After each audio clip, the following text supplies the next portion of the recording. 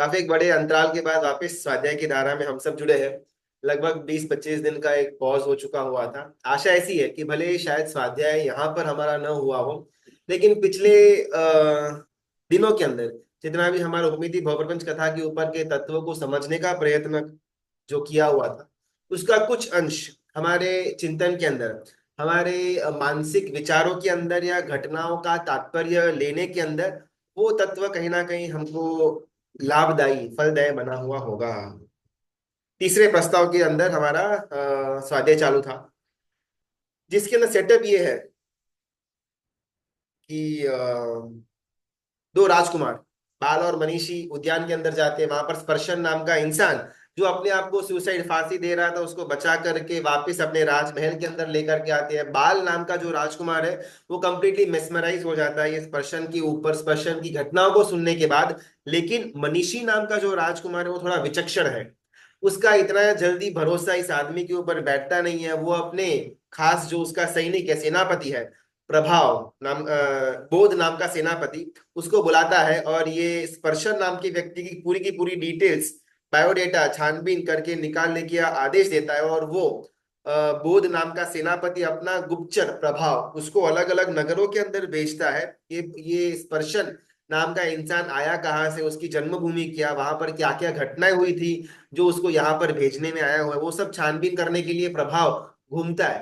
पहले बहिरंग नगरों के अंदर घूमता है, कहीं पर कोई भी क्लू मिलता नहीं। उसके बाद प्रभाव अंतरंग विश्व के अंदर झांकता है और वहां पर राजश्चित नगर नाम का एक नगर, उसके अंदर राग केसरी सिंह राजा, और उसके नगर के अंदर इसको मालूम पड़ा कि ये स्पर्शन नाम के व्यक्ति का उद्भव, उसका जन्म स्थान, उसकी पैदाइश यहाँ की है। धीमे धीमे करके वो गुप्तचर जो प्रभाव है, वो प्रभाव पर छानबीन करते करते करते मालूम पड़ा कि विषयाभिलाष नाम का एक मंत्री भी है। और वो मंत्री क्या करता है, कैसा उसका उसका शेड्यूल है, ये सब कुछ वो गुप्तचर प्रभाव धीमे धीमे धीमे करके नोटिस करता है। पूरे गांव में, पूरे वो राजस्थित नगर में घूमने के बाद जब वो राजमहल की तरफ आगे बढ़ता है तो वहां पर एकाएक द्वार में से बहुत ज्यादा मात्रा के अंदर रथ बाहर आ रहे हैं। और वन बाय अलग अलग रथों के अंदर सैनिक विराजमान है। और आखिरी में बड़ा रथ आता है जिसके अंदर स्वयं राग केसरी सिंह राजा बैठा हुआ था। और जैसे ही बाहर आता है वो राजा एकदम धुआं धुआं था। ये सब देख करके प्रभाव के मन में थोड़ा बहुत क्वेश्चंस आते हैं कि ये कैसे हुआ होगा, ये क्या हुआ। और वहां पर इंद्रिय नाम का जो उसका वहां के मंत्री का जो इंसान है, राइट हैंड है, उसके साथ प्रभाव की बातचीत होती है। और वो इंद्रिय कंप्लीटली बैक हिस्ट्री, ये राग केसरी सिंह राजा कौन, ये विषाभिलाष मंत्री कौन, उसके बारे का एक एक लक्षण हमको समझाने का प्रयत्न करते हैं। आखिरी में जब राग केसरी राजा बाहर जा रहा था, एकदम से वहां पर स्टॉप हो जाता है कि मैं इतना बड़ा युद्ध के लिए आगे बढ़ रहा हूं, तो उसके पहले मेरे पिता का आशीर्वाद तो मुझे लेना चाहिए। वहां पर अपने रथ को स्टॉप करके पैदल वापस अपने महल के अंदर जाता है। और जो मास्टर बेडरूम था, जो मेन रूम था, मेन हॉल था, वहां पर महामोह राजा मुकुट पहन करके वहां पर विराजमान था, जो राग केसरी राजा का पिता था। उसका चरण स्पर्श करके ये राग केसरी राजा आगे बढ़ता है। इतना सेटअप अब तक ये तीसरे प्रस्ताव के अंदर मुख्यत्व हुआ था। राग केसरी राजा, उसने अपने 5 सिपाही स्पर्शन, घ्राणेन्द्रिय, श्रोतेंद्रिय, चक्षुरेंद्रिय, रसनेन्द्रिय, ये 5 सैनिकों को पूरे विश्व के अंदर भेजा हुआ था, अलग अलग जीवों को दुर्गति के अंदर लेकर के जाने के लिए। जिस कारण से हमेशा वो जीव राग केसरी राजा की मुट्ठी में बंद रहेगा। उसमें से कभी कभार कोई एक जीव जिसने रसनेन्द्रिय को, जिसने स्पर्शनेन्द्रिय को खुद का दास बनाकर रखा हुआ था, वैसे जीव के ऊपर क्रोधित होकर ये राग केसरी सिंह राजा बाहर युद्ध करने के लिए निकले हुए हैं। यहां तक हमारा कथा पहुंची थी। जैनेन्द्र मत तत्वज्ञा कषाय वशवर्ती न, ये सिद्ध शिगणी गुरु भगवंत इस पॉइंट पर ये श्लोक हमको समझाते हैं। जिन शासन और कषाय, ये दोनों प्रतिपक्षी यानी कि ऑपोजिट टीम्स के तत्व हैं। या तो जिन शासन हो सकता है या फिर कषाय हो सकते हैं। दोनों साथ में नहीं रह सकते। दोनों विरुद्ध वस्तु है। या तो दूध होगा या फिर नींबू का रस होगा। दोनों को साथ में डालेंगे तो जमेगा नहीं। दूध अलग रहेगा या नींबू का ये रस अलग रहेगा। तीव्र कषाय का जब क्षय होता है जीव के स्वभाव के अंदर, जब तीव्र कषाय थोड़ा कम, थोड़ा मंदता की तरफ जाता है, तब जीव का जिन शासन के अंदर प्रवेश होता है। जैसे जैसे कषाय ह्रास, यानी जैसे जैसे कषाय और ज्यादा मंद मंद मंद मंद होते जाएंगे, वैसे ही जीव जिन शासन के अंदर ऊंचा ऊंचा ऊंचा ऊंचा ऊंचा गुणस्थानक प्राप्त करता जाएगा।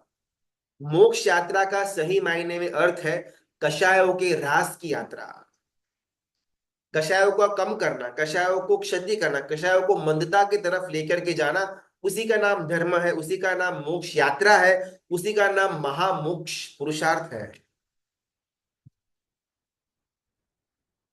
जिन शासन के अंदर प्रवेश करने के बाद भी महामोह हावी हो सकता है, शासन को समझने के बाद भी, प्रवचनों को सुनने के बाद भी, ग्रंथों का स्वाध्याय करने के बाद भी, चिंतन करने के बाद भी, पुस्तक को पढ़ने के बाद भी महामोह के इन्फ्लुएंस के अंदर जीव रहे, सहज है, पॉसिबल है और बहुत इजीली हो सकता है। जब हमारा आखिरी सब स्वाध्याय हुआ था 15-20 दिन पहले, तब हमने एक कथा उरट और उत्करट मुनि की देखी हुई थी।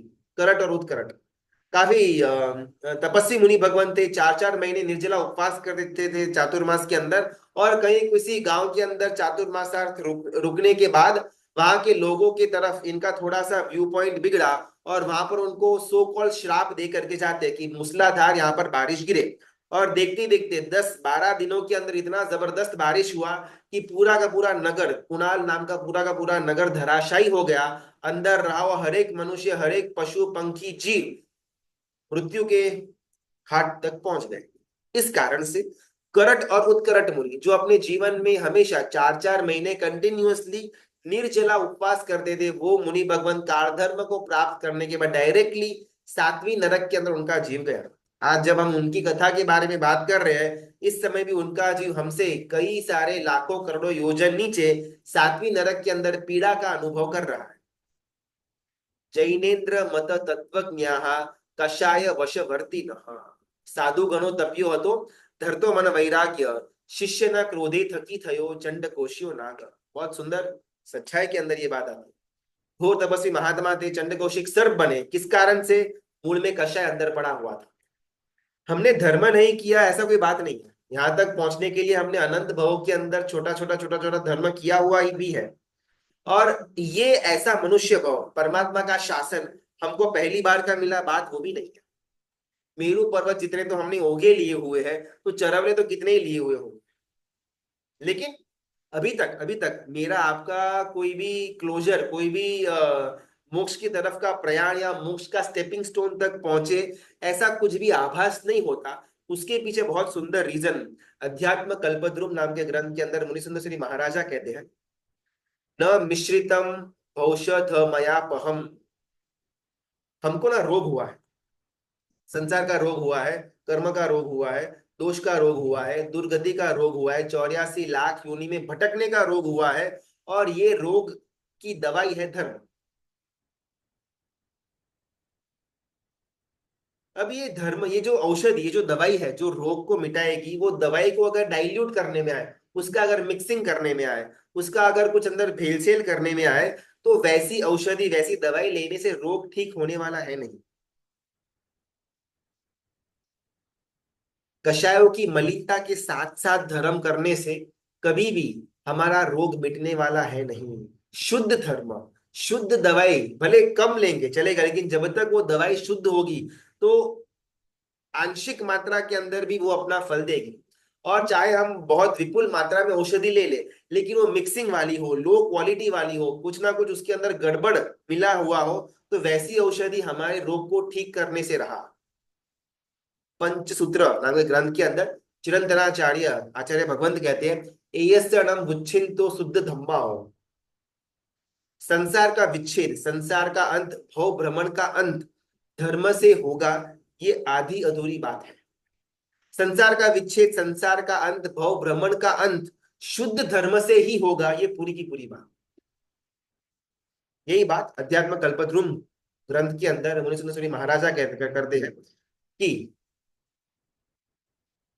धर्म करने से मेरा कल्याण होगा। हम सबको ना कभी थोड़ा बहुत अपने दिमाग के अंदर एक भ्रमणा होती है, इंडिविजुअली भी अगर अपने आप को अपन प्रश्न करके देखे, बहुत सारे लोगों के कंपैरिजन में तो हम बहुत अच्छे हैं, ऐसा अपने खुद को लगता है कि मैं ये नहीं करता, मैं ये नहीं करता, मैं नहीं ये नहीं करता। बाकी लोगों को देखो, मोस्टली सब लोग पार्टीज के अंदर, घूमने फिरने के अंदर, भक्ष्य को खाने के अंदर, नॉनवेज को खाने के अंदर, सट्टेबाजी के अंदर, या पाप व्यभिचार के अंदर मस्त है। मैं तो इसमें से कुछ भी नहीं करता भाई, तो मैं तो काफी अच्छे स्थान पर पड़ा हुआ हूँ। तो मेरी तो कहीं ना कहीं सदगति हो ही जाएगी, ऐसा हमको खुद के लिए एक अभिप्राय बैक ऑफ द माइंड चलता है। भले अपने को भी कर्म का डर है, अपने को भी पाप का डर है, धर्म के अंदर हमारा मन भी लगता तो है, लेकिन एक बैक ऑफ द माइंड हमारी खुद की इंडिविजुअल विचारधारा ये चलती है कि मैं काफी अच्छा हूँ। औरों को जब मैं देखता हूँ, भले अजय लोगों को तो अपन दूर रखते हैं, लेकिन जैन शासन के अंदर आने के बाद भी जो जीवों की प्रवृत्तियां होती है, जो उनकी प्रकृति होती है, जो उनकी विचारधारा होती है, उसके कंपैरिजन में मैं तो काफी सज्जन हूँ, काफी शुद्ध विचार वाला हूँ। अपने आप के लिए कहीं ना कहीं थोड़ी ये ग्रंथि हमको होती है। और यहाँ पर इस ग्रंथि का विच्छेद, इस ग्रंथि को तोड़ने का काम मुनि सुंदर महाराजा करते हैं कि भले मैंने धर्म कम किया हुआ हो, लेकिन अगर वो शुद्ध धर्म हो तो वो कल्याण करवाएगा। मैंने धर्म विपुल किया, लेकिन मिक्सिंग वाला किया, शल्य सहित वाला किया, माया सहित वाला किया, प्रपंच सहित वाला किया, तो वैसा धर्म एक स्टेप भी मुझे आगे लेकर के नहीं जाएगा। जैनेन्द्र मत तत्वज्ञा कषाय वशवर्ती नः। जिन शासन के अंदर तत्व जानने वाला कषायों के वश हो सकता है। जायन्ते यन्नरा लोके महामोहो विजृंभते। आज दो शासन को समझने का प्रयत्न करना है। एक है जिन शासन और एक है मोह शासन। जिन शासन के अंदर शायद बाहर से हम आ गए, बाहर से देखने में लगे तिलक डाला हुआ है, कुर्ता पैजामा पहना हुआ है, तत्व की बातें कर रहे हैं, बहुत ज्यादा सज्जनता जैसे लक्षण लग रहे हैं। बाहर से अपने आप को हम जिन शासन के अंदर प्रवेश कर चुके हैं ऐसा लगता है अपने। शायद मैं श्रावक बन गया, शायद लिखने वाले जो थे वो साधु भगवंत बन गए, ऐसा वो खुद के बारे में लिखते हैं। स्वाध्याय करने वाले शायद श्रावक श्राविका के लेवल के होंगे, लिखने वाला शायद साधु के लेवल का होगा, धर्म की चर्चा करते होंगे, धर्म का ज्ञान का आपले करते होंगे, लेकिन लेकिन शायद धर्म के अंदर कुछ कुछ तपश्चर्या भी हमने करी हुई होगी। लेकिन अगर अंदर में कषाय जीवंत है, अगर अंदर में कषाय वृद्धि हो रहे हैं, अगर अंदर में कषाय एज इट इज वही के वही लेवल के पड़े हुए हैं, मेरे अंदर अभी भी मोह शासन का राज चल रहा है। बाहर से भले लगे कि मैं जिन शासन का एक अंग हूं, जिन शासन का एक भाग हूं, लेकिन अंदर में तो मेरे अंदर मोह शासन का ही राज चल रहा है। अभी तक शायद जिन शासन के अंदर सही मायने में मेरी एंट्री तक नहीं हुई। जब तक मेरे अंदर कषाय जीवंत है। वरामिहिर और भद्रभाव स्वामी महाराजा की बहुत सुंदर एक घटना थी। दोनों भाई थे, वराह मिहिर और भद्रबाहु, दोनों सगे भाई थे संसारी पढ़े के अंदर। दोनों ने गुरु भगवंत के पास जाकर के दीक्षा की याचना की, दोनों ने बहुत सुंदर प्रकार से संयम की आराधना की, लेकिन हर एक का अलग अलग ज्ञान का क्षोभशम होता है। भद्रभाव स्वामी महाराजा के पास भी ज्ञान तो था और वराह मिहिर के पास भी ज्ञान तो था, लेकिन विनय के अंदर, विवेक के अंदर कुछ अंश में भद्रभाव स्वामी महाराजा आगे थे, और विनय के मामले के अंदर उनके गुरु भाई वराह मिहिर थोड़े पीछे थे। दोनों विद्वान तो थे, ज्ञान भरपूर पड़ा हुआ था, लेकिन भद्रभाव स्वामी महाराजा के अंदर योग्यता थोड़ी ज्यादा पड़ी हुई थी। इसको देख करके उनके गुरु भगवंत ने भद्रभाव स्वामी महाराजा को आचार्य पदवी प्रदान करने का विचार अपने ग्रुप के अंदर रखा कि भाई मुझे भद्रबाहु को आचार्य पदवी देनी है। जैसे ही ये बात वराह मिहिर गुरु भगवंत को मालूम पड़ी, मन में जबरदस्त गुस्सा आया कि हम दोनों ने साथ में दीक्षा ली, और संसारी पने का अगर देखने में आए तो मैं बड़ा भाई, ऐसे वराह मिहिर, मेरी उम्र ज्यादा है। हमारा संयम का बढ़िया भले एक हो, लेकिन मैं उम्र में ज्यादा हूँ। हम दोनों के पास और मोर और लेस इक्वल प्रकार का ज्ञान है, तो फिर मुझे आचार्य पदवी क्यों नहीं। और ये वराह मिहिर अपने गुरु भगवान के पास जाकर के डिबेट करते हैं कि सही मायने में अगर आप पक्षपाती नहीं हो तो मुझे आचार्य पदवी मिलनी चाहिए। जरूर आपके मन के अंदर भद्रबाहु के लिए पक्षपात पड़ा हुआ है, जिस कारण से आपने मुझे नजरअंदाज किया। मुझे वो पक्षपात का भोग नहीं बनना। ये केम किसी भी प्रकार से आपको तो मुझे आचार्य पदवी देनी ही पड़ेगी, ऐसी बात अपने गुरु भगवान के सामने वराह मिहिर रखते हैं। हमको यहाँ पर समझना है कि कषाय किस लेवल तक आदमी को गिरा देता है। मुनि के अंदर अंदर ये वराह मिहिर मुनि के अंदर अंधकार स्प्रेड हुआ।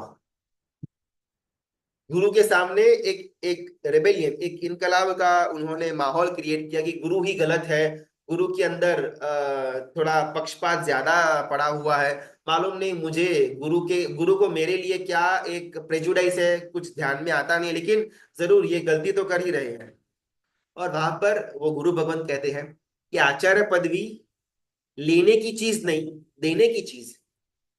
मांगकर कभी आचार्य पदवी ली नहीं जाती। अगर आपके अंदर योग्यता आएगी तो आपके गुरु भगवान अवश्य आपको आचार्य पदवी देंगे। अगर नहीं दे रहे हैं तो इट इज अंडरस्टैंडेबल कि शायद वो योग्यता नहीं है। मैंने आपको ज्ञान दिया, मैंने आपको संयम दिया, मैंने आपको समझ दी, मैंने आपको शास्त्रों का तत्व दिया।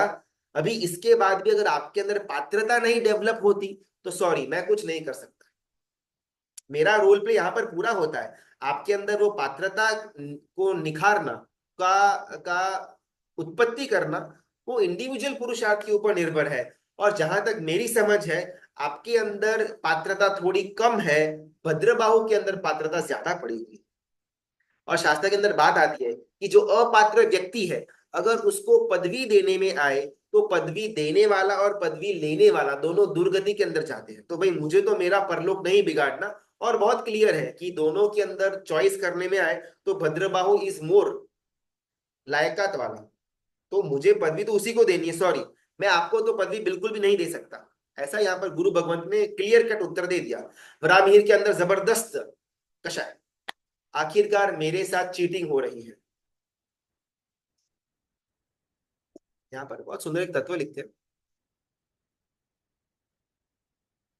रचयिता गुरु भगवंत ने अपने एंगल से बात रखी हुई है कि जब लोगों का, भक्तों का वृंद दर्शन वंदन सुख शाता पूछने के लिए आता है,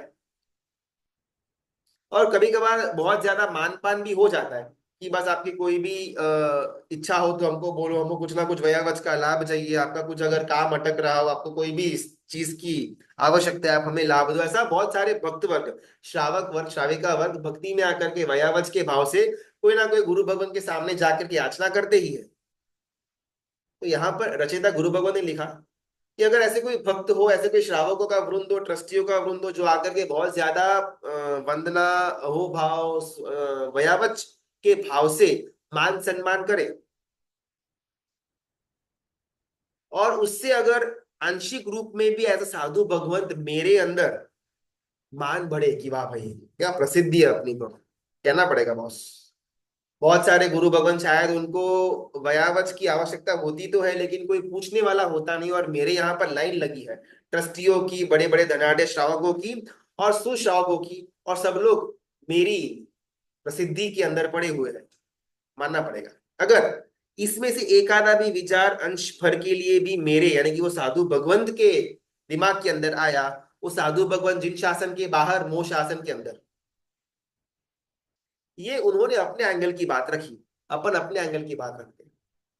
मैंने तप किया, मैंने छठ किया, मैंने दिवाली का छठ किया, मैंने पर्युषण के अंदर अट्ठम किया, मैंने अट्ठे की सिद्धि तप किया, वशी तप किया, और शायद कोई मुझे शाता पूछे और पल भर के अंदर मुझे लगे हाँ भैया यार बहुत बड़ा काम तो किया है।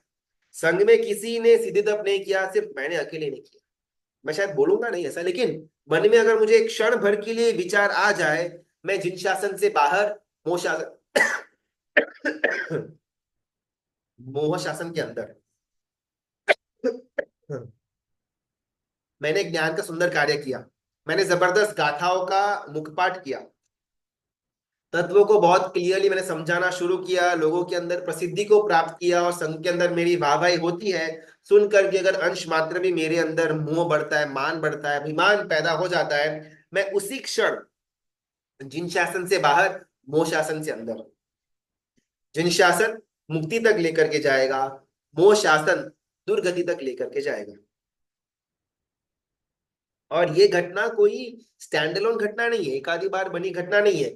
अनंत काल जो हमारा संसार बढ़ा हुआ है, संसार के अंदर भ्रमण हमारा चल रहा है, उसमें कारण ये, धर्म तो किया, शुद्ध धर्म नहीं किया, आराधना तो की, शुद्ध आराधना नहीं की, तब तो किया, लेकिन मान रहित तप नहीं किया।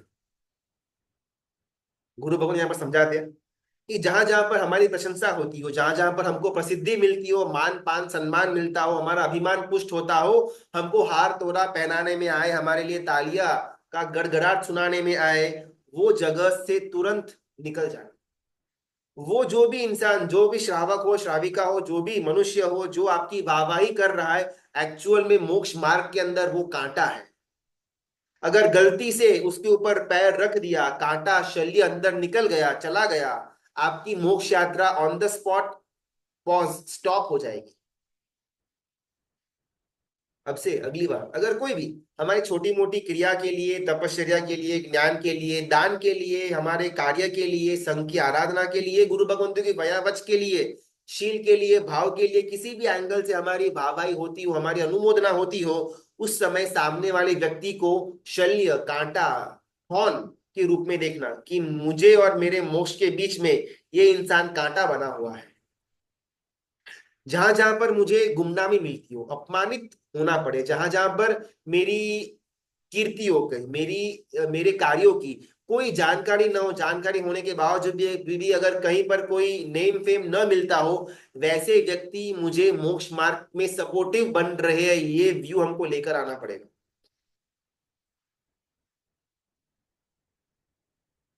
बैनर लगता हो, दान किया हुआ हो तो, तपस्या की हो तो बैनर लगे, तपस्या की हो तो रथ यात्रा के अंदर हमको सेंटर में बिठाने में आए, दान दिया हुआ हो तो तख्ती के अंदर 10 बाय 12 फीट के मार्बल की तख्ती के अंदर मेरा, मेरे परिवार के सहित नाम आता हो।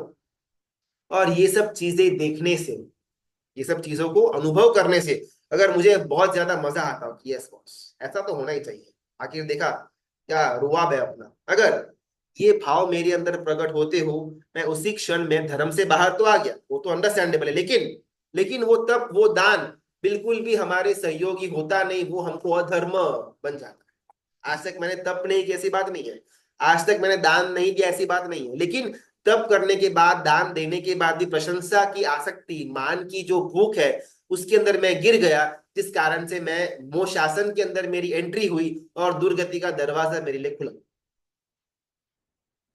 सुधर्मा स्वामी भगवान साधक आत्मा को इशारा करके बहुत ही प्रेम से बात करते हैं। जहां तेरा बंधन हो, जहां तेरा पूजन हो, जहां तेरा सत्कार हो, जहां तेरा गुणानुवाद हो, ये सारे के सारे तेरे भूषण नहीं, तेरे दूषण है। ये सारे साधना के अंदर कंटक, साधना के अंदर विघ्न का काम कर रहे हैं। हो सके उतना जल्दी वो कांटे को दूर कर, हो सके उतना जल्दी अपना रूट बदल दे।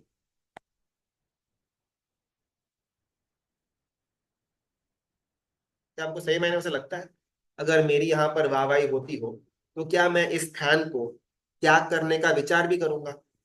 मैंने सिद्धि तप किया, मैंने वर्षि तप किया, और लोग मेरी शाखा पूछे, लोग मेरे पारने के अंदर आए, मेरी जय जयकार बोले, तब धर्मनो जय जयकार हो, जो मेरे नाम की वाहवाही अनुमोदना अनुमोदना करने में आए। भले मैं वहां से जाऊंगा नहीं, बिकॉज शायद एक एक एक संघ के अंदर बैठा हुआ हूं, लेकिन क्या मन में मेरा पक्षपात उठने की तरफ का रहेगा या फिर रहने की तरफ का रहेगा?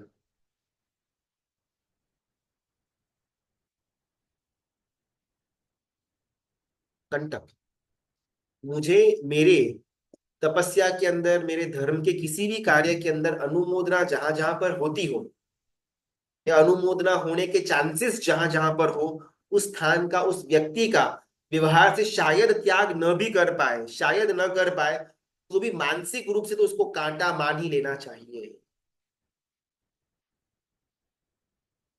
बहुत सारा मैंने दान दिया, बहुत सारा मैंने मैंने तप किया, और करने के बाद जो ये एक मुझसे मिस्टेक हो जाती है, ये मिस्टेक अनंती बार मैंने करी हुई है।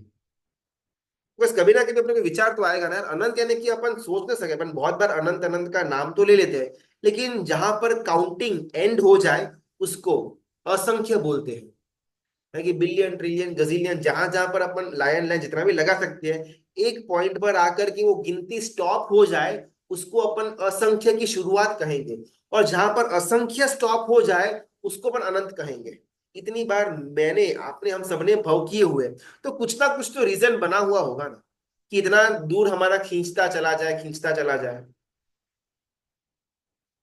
ये पहली बार का हमको ये वेश नहीं मिला, हमने मेरू जितने तो ओघे लिए हुए हैं।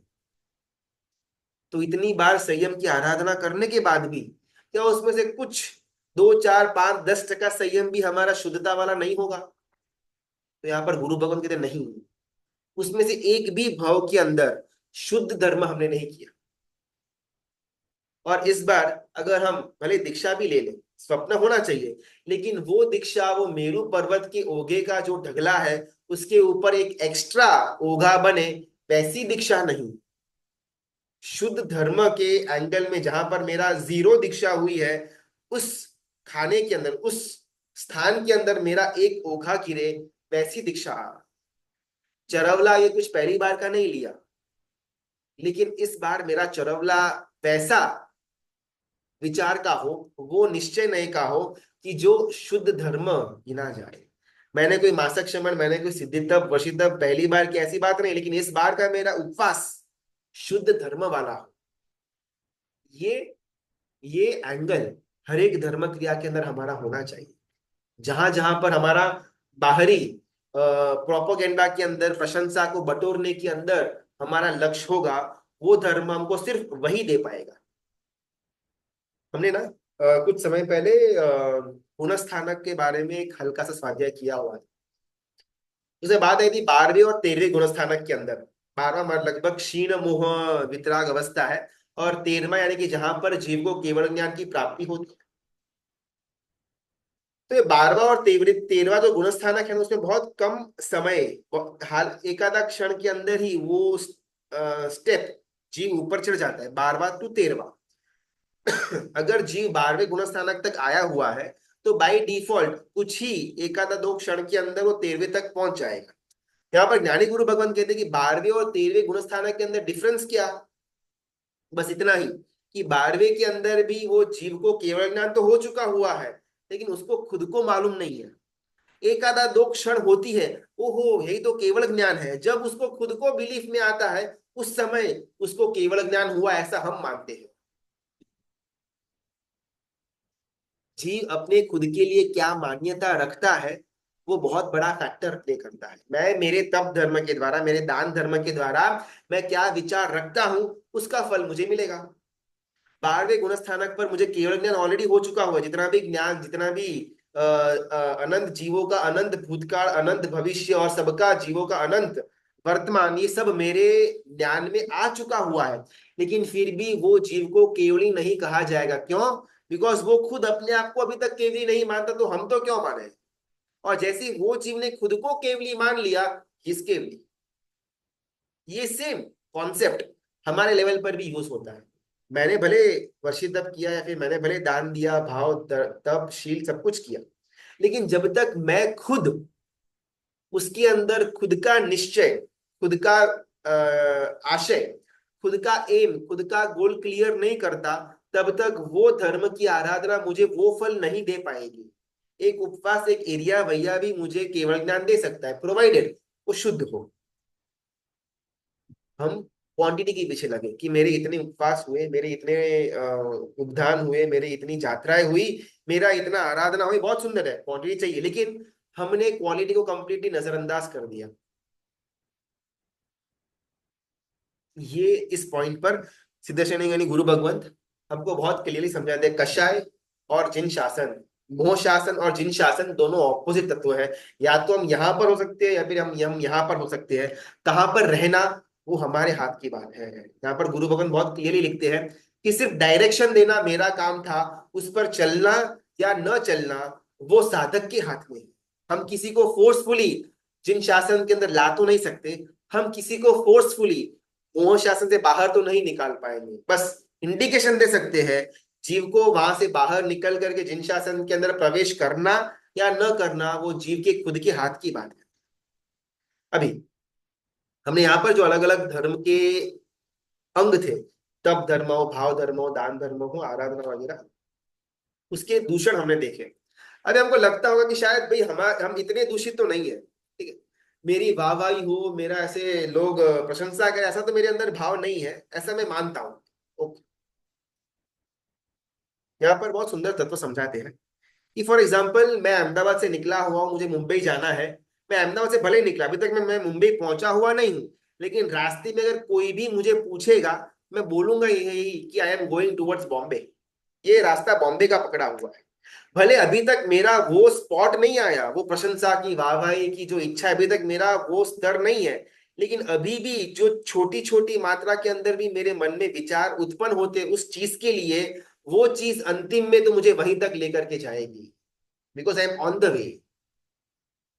भले मैं अहमदाबाद से निकलकर सिर्फ बड़ौदा सूरत तक पहुंचा हुआ हूँ, मुंबई तक नहीं पहुंचा, लेकिन कहा जाएगा क्या, मैं मुंबई की तरफ जा रहा हूँ। भले मेरे अंदर प्रशंसा के लिए या वो आगता स्वागता के लिए, वो वाहवाही के लिए, अनुमोदना के लिए इतना जबरदस्त आसक्ति ना हो, लेकिन थोड़ी बहुत भी आसक्ति है ना, वो ऑन द वे ही कहा जाएगा।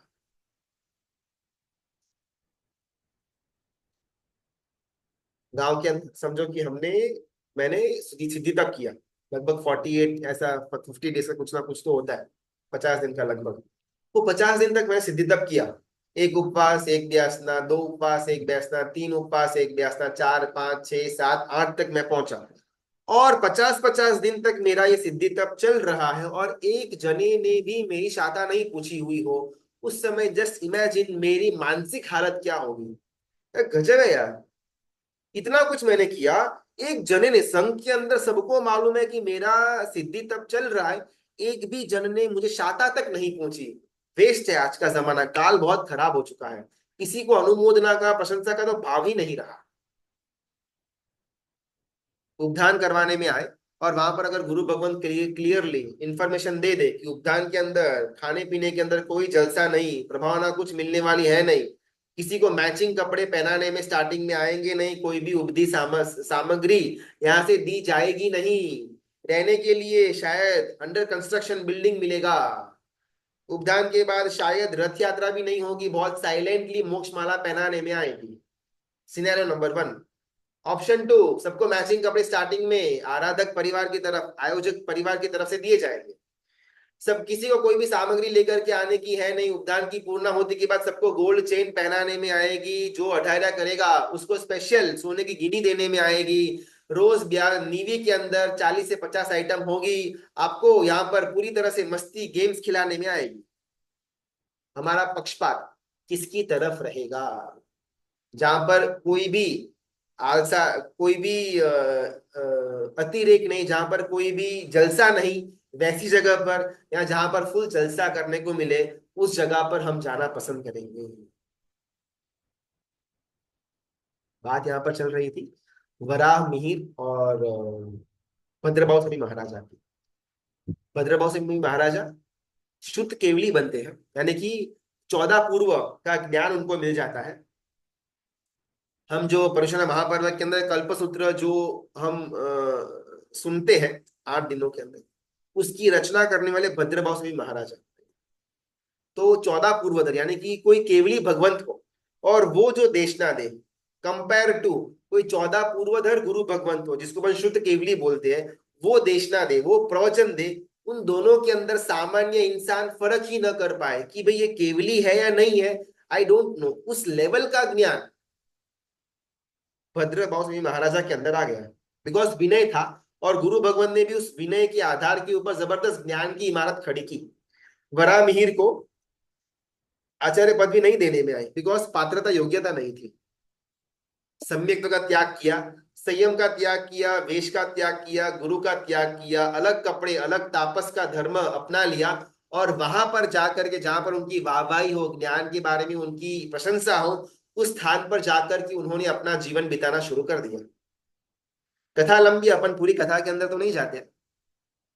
राजा के सामने दोनों की परीक्षा करने में आते हैं, भद्र बाहु स्वामी महाराजा खड़े हैं और वराह मिहिर खड़े हैं। दोनों किसी ज्योतिष की कोई घटना को लेकर के अपना अलग अलग मत देते हैं, और आखिरकार में भद्रभाव स्वामी महाराजा ने जो कथन दिया हुआ था कि ऐसे इस समय इतने बजे बराबर एक मछली आकाश से ये रे सर्कल जो बनाया हुआ है उसके अंदर गिरेगी, और एग्जैक्टली वही हुआ, और वहां पर जैन धर्म की प्रशंसा हुई और भद्रभाव स्वामी महाराजा की जय जयकार हुई। सामने वराह मिहिर ने थोड़ा अलग सा रिजल्ट दिया हुआ था, बिकॉज ज्ञान सीमित था, और उनका वहां पर धिक्कार हुआ, नगर से बाहर उनको भेजने में आया, और बहुत दरिद्र हालत के अंदर, मानसिक दरिद्रता के अंदर वराह मिहिर की वहां पर मृत्यु हुई। मृत्यु हो जाने के बाद वराह मिहिर यंत्र के देव बनते हैं। यानी कि अपने आज की भाषा के अंदर जो अपन भूत प्रेत बोलते हैं, उस निकाय के अंदर देव, वो भी है तो एक देवगति ही, उसके अंदर वरामिहिर का जीव च्यवन चवित होकर के वहां पर पहुंच जाते हैं। जैसे ही वहां पर पहुंचा, देवगति है तो साधारण से अवधि ज्ञान तो था, तो अपने अवधि ज्ञान के उपयोग में देखा कि ऐसा ऐसा ये भद्र बाहु के कारण से मेरा अपमान हुआ था और मेरी बहुत गंदी हालत के अंदर मृत्यु हुई थी। जिस नगर के अंदर भद्रबाहु स्वयं महाराजा विचरण कर रहे थे, वहां पर बहुत जबरदस्त मारी और मरकी का उपद्रव फैलाया, सो कॉल्ड अपन कोविड, ऐसा कुछ उस समय वो यंत्र देव ने व्याप्त किया वो शहर के अंदर। भद्रभाव से महाराजा शुद्ध केवली थे, अपने ज्ञान से जान लिया कि ये उपद्रव कौन कर रहा है, और उस समय उपसर्गहरम स्तोत्र की रचना भद्रभाव स्वामी महाराजा करते हैं, और क्षण भर के अंदर पूरे शहर में, पूरे नगर के अंदर वो मारी मरकी का जो उपद्रव था एकदम से शांत हो जाता है। बात करनी यहाँ पर कषाय की।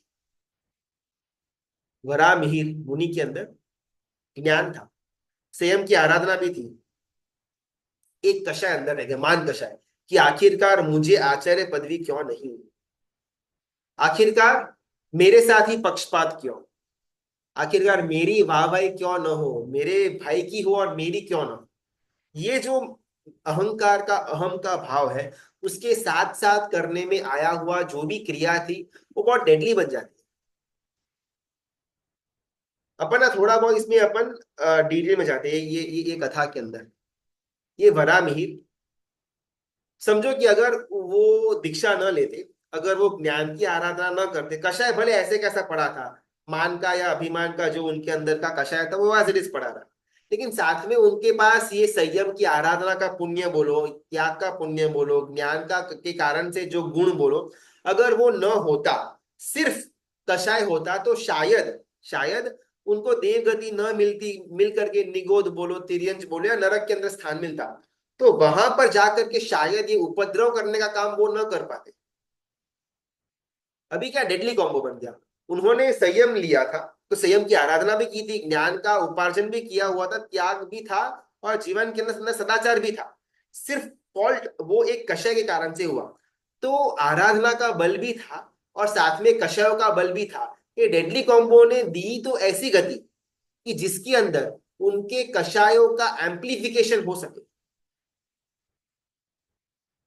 अभी हम कहीं ना कहीं वो स्टेज पर है, हमारे पास धर्म करने की ताकत भी है, धर्म करने का पुरुषार्थ भी अपन करते हैं, और थोड़ा बहुत धर्म करते भी होंगे। इट्स नॉट लाइक कि हम कुछ करते ही नहीं, करते होंगे धर्म, लेकिन साइमल्टेनियसली हमने कषायों को भी संग्रह करके रखा हुआ है। अभी हम वापिस वो बड़ा मिहिर वाले डेडली कॉम्बो के अंदर बैठे हुए हैं, कषाय को एज इट इज रखा हुआ है, धर्म की आराधना आगे बढ़ रही है, और धर्म की क्रिया भले अशुभ भाव से भी करने में आए, उसके पास बल तो है कि हमको कुछ ना कुछ फल दे। परमात्मा के द्वारा की कही हुई धर्म की क्रिया है तो वेस्ट तो नहीं जाएगी, शायद मोक्ष मार्ग में उपयोगी ना बने, वो बात अलग है, लेकिन क्रिया का अपना खुद का बल तो है। अभी हमारे पास बल आएगा, लेकिन साथ में कषाय एज इट इज पड़ा हुआ रहेगा, तो ये हमारे जीव के लिए बहुत बड़ा डेडली कॉम्बो बन जाएगा। शक्ति तो है, लेकिन साथ में बुद्धि नहीं है। पावर तो है हमारे पास कुछ भी करने का, लेकिन सोच टेढ़े मार्ग वाली है, तो हम एटम बॉम्ब ही बनाएंगे, अपन कोई भी अच्छा करे नहीं कर पाए। तो इस स्टेज पर हम सब बैठे हुए हैं, आराधना आगे बढ़ रही है, क्रिया आगे बढ़ रही है, और कषाय एज इट इज संग्रह करके हमने रखा हुआ है। तेसिम पी हूं तवो शुद्धो निखंता जे महाकुला। बहुत सारा हमारे अंदर वैराग्य भी हो, वैराग्य के कारण से हमने ऊंचे की ऊंचे दीक्षा की पालनी भी करी हुई हो, बहुत सारी साधना भी हमने की, बहुत सारा तप भी हमने किया, लेकिन अगर कहीं ना कहीं अंदर कषाय रह गया, थोड़ा भी कषाय रह गया, वो क्रिया करते समय, क्रिया करने के बाद वो कषाय हमारी पूरी की पूरी क्रिया का फल चूस लेता है। लक्ष्मणा नाम की एक राजकुमारी, बचपन के अंदर ही, उस बहुत ही पुराने, अपन इमेजिन न कर पाए उतने पुराने समय की ये बात, आदेश्वर परमात्मा अगर अपने को उनका काल पुराना ना ना लगता है, तो इंटू 84 टाइम्स पुराना काल। उस समय के अंदर भी शायद ऐसी प्रथा होगी कि छोटे उम्र के अंदर ही संतानों के बीच में विवाह नक्की करने में आते थे, लेकिन विवाह के बाद की जितनी भी क्रिया है उसको स्टॉप करने में आता था। 5 6 7 साल की उम्र के अंदर ही ये बेटी और ये किसी और का बेटा, इन दोनों के बीच में लग्न होगा, ऐसा परिवार नक्की कर देता है, तो शायद 15 17 18 साल के बाद ही उनको एक किया जाता था। तो ये लक्ष्मणा नाम की राजकुमारी बचपन के अंदर, शायद छोटे उम्र के अंदर ही उनके पिता राजा ने किसी राजकुमार के साथ इसकी शादी होगी, ऐसा दोनों परिवारों के बीच में एक अंडरस्टैंडिंग आ चुकी थी। लेकिन अभी अभी तक वो जो बच्ची है, वो जो राजकुमारी लक्ष्मण है, उनको मालूम नहीं था, अपने खुशी से अपना जीवन जी रही है। दुर्भाग्यवश वो राजकुमार जो 12 13 साल का हुआ तो किसी युद्ध के अंदर वीर गति को प्राप्त हो गया, और तब जाकर के वो बात ये राजकुमारी लक्ष्मणा को समझाने में आई। एकदम से संसार के ऊपर से विरक्ति आ गई, वैराग्य आ गया कि अभी तक तो शादी भी नहीं हुई और मैं विधवा बन गई, एक भी संसार का सुख मैंने भुगता हुआ नहीं है और मैं विधवा ही बन गई। क्या संसार की असारता है। यही भाव में अंदर बढ़ते बढ़ते बढ़ते बहुत ही छोटी उम्र के अंदर वो राजकुमारी लक्ष्मणा लक्ष्मणा साध्वी जी भगवंत बन जाती। बाल ब्रह्मचारी, बचपन से कभी भी विजातीय का संग विचार तक नहीं किया हो। संयम लेने के बाद आराधना जबरदस्त लेवल की। तीर्थंकर परमात्मा उसमें विचरण कर रहे थे, तीर्थंकर परमात्मा के सामने जाकर के, उनके पास जाकर के ये लक्ष्मणा राजकुमारी ने अपना वैराग्य खोला, प्रकट किया, और तीर्थंकर परमात्मा के हाथों से रजो हरण लिया। सुंदर आराधना चल रही है, चल रही है, चल रही है। कहीं एक दिन उपास्य के बाहर खड़े खड़े एक पक्षी, एक चकला और चकली के बीच में काम क्रीड़ा होती हुई देख मन में विचार आया कि परमात्मा ने हमको इससे रोका क्यों। आखिरकार वो पक्षी को भी कितना आनंद आता है, दिखने में ही आता है, तो वैसे काम क्रीड़ा से हमको यानी कि साधु साध्वी जियों को व्यंचित क्यों रखा।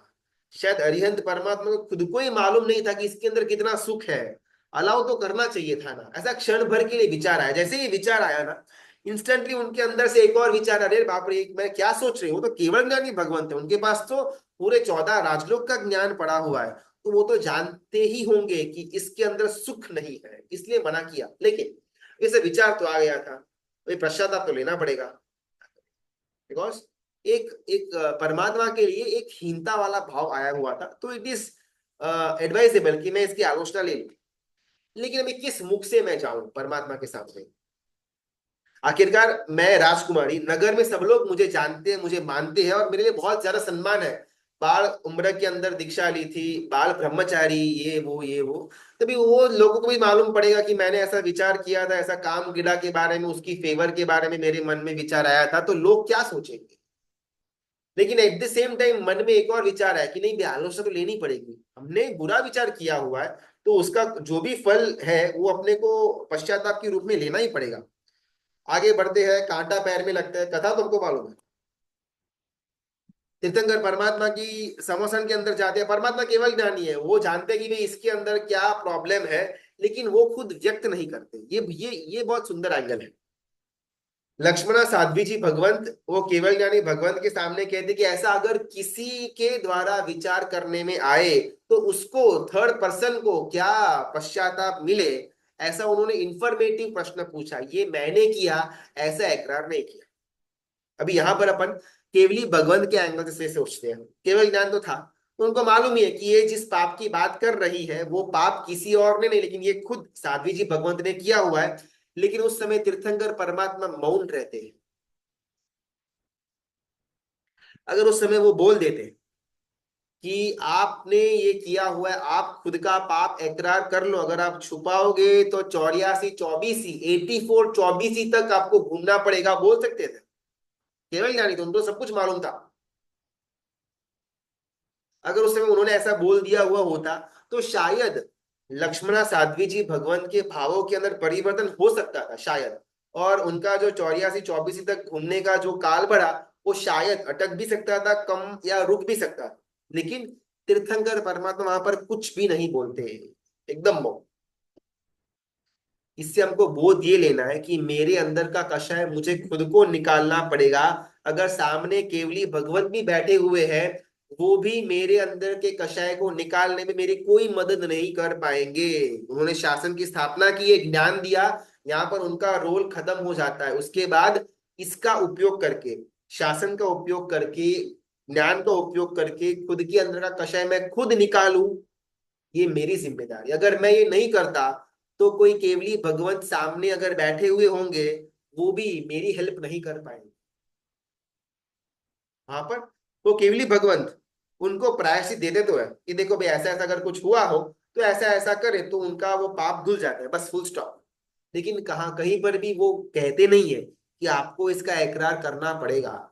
और ये साध्वी जी भगवंत, लक्ष्मण साध्वी जी भगवान वापस उपाश्रय आती है। एक साल शायद उनको 2 3 4 5 10 दिनों के लिए आयम्बिल का प्रायश्चित मिला हुआ होगा।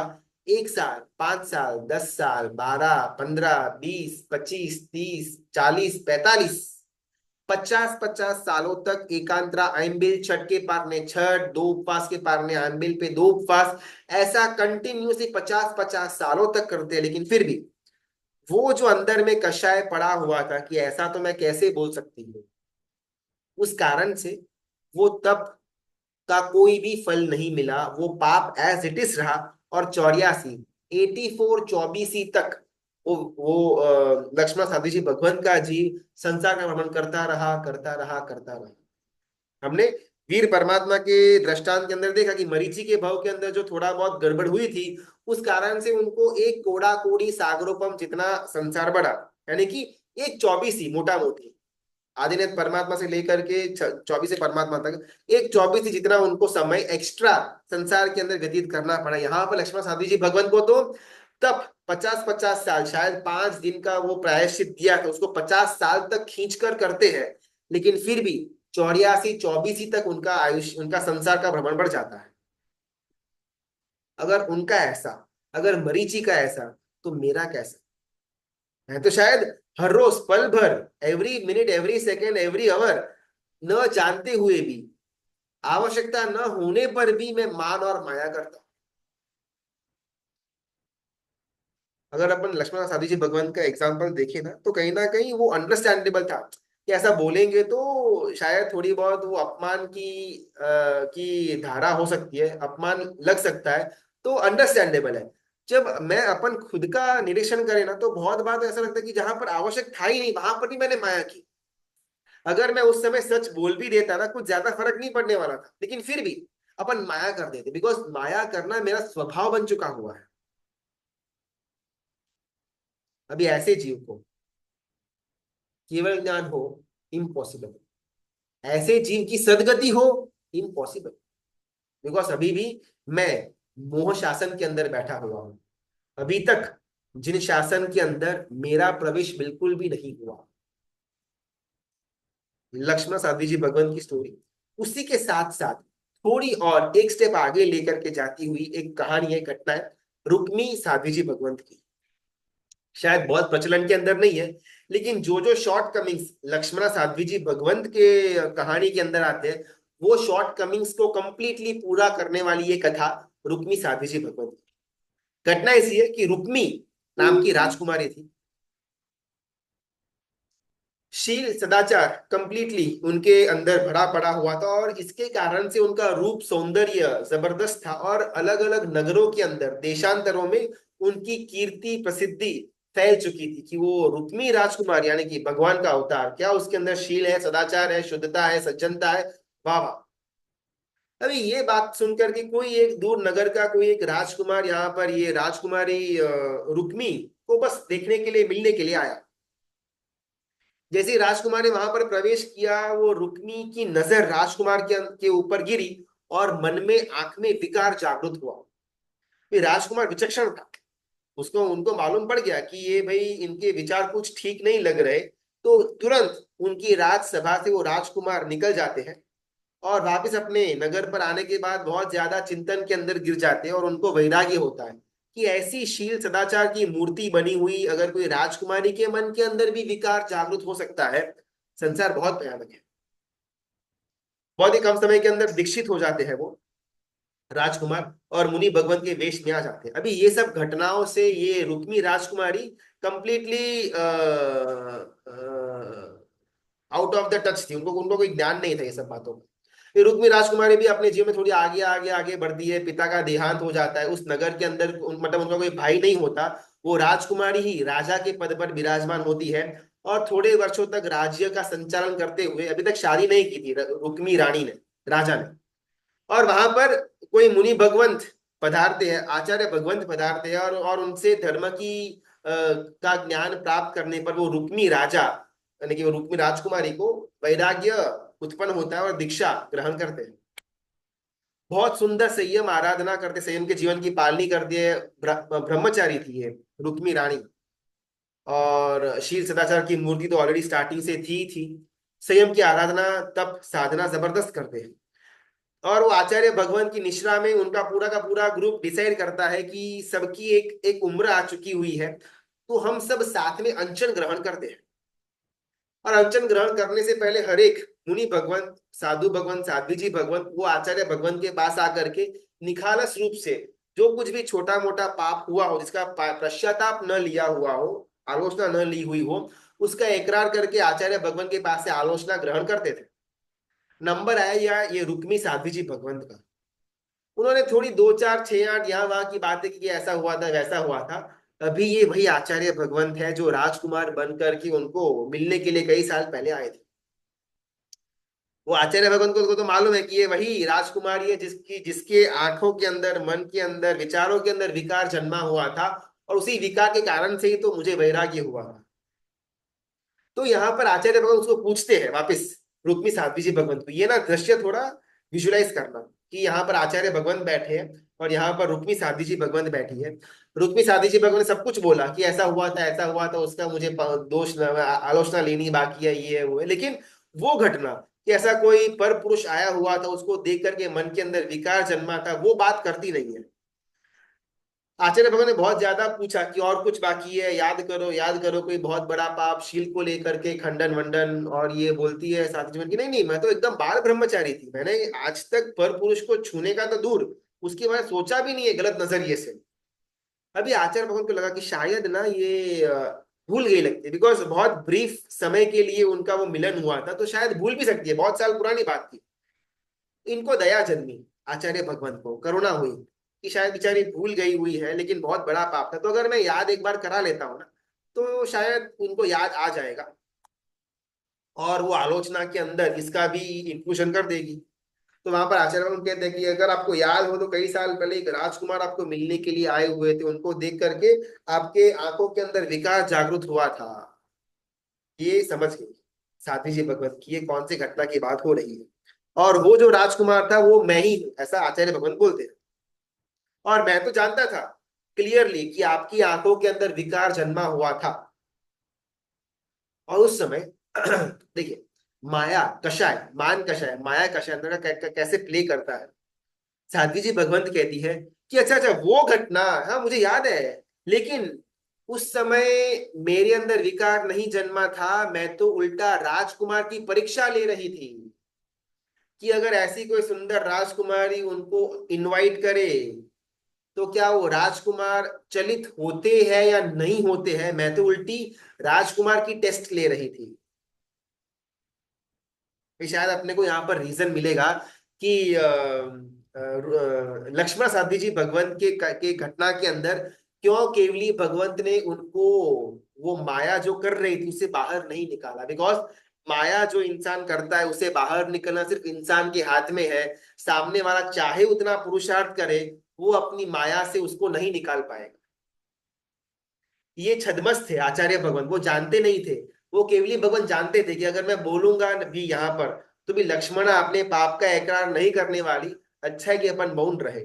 शायद यहाँ पर ये छद्मस थे, इतना ज्यादा केवल ज्ञान तो नहीं था ये आचार्य भगवान को, तो वहां पर वो समझ नहीं पाए।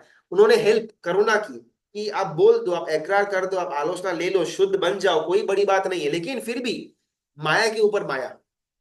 रुक्मी साथी जी भगवान, नहीं नहीं मैंने तो ऐसा कोई विकार का भाव आया नहीं था, बल्कि मैं तो सामने वाला राजकुमार यानी कि आप जो थे, आपकी टेस्टिंग करने के लिए मैंने वो विकार वाला एक एक एक्ट किया था, बाकी मेरे अंदर तो विकार बिल्कुल जन्मा ही नहीं था। आचार्य भगवान ने हार मान ली, ठीक है शायद यही भवितव्यता होगी। आप जानो, आपके विचार जाने, अगर आप अपने आप को शुद्ध मानते हो तो ठीक है, नो प्रॉब्लम। वहां पर एक डेढ़ दो महीने का अनशन चलता है। आचार्य भगवंत, मुनि भगवंत और ये साध्वी जी भगवंत का ग्रुप विथ रुक्मी साध्वी जी भगवंत सब लोग अनशन ग्रहण करते हैं। किसी का एक महीना, डेढ़ महीना, पौने दो, दो महीने के अंदर अंदर हर एक जीवों का वहां पर निर्वाण हो जाता है। आचार्य भगवान अंतिम में केवल ज्ञान की प्राप्ति करके निर्वाण पद को प्राप्त हो जाते हैं, और रुक्मी साध्वी जी भगवंत वहां पर कार धर्म प्राप्त करके 1 लाख करोड़ भव उनके बढ़ जाते हैं।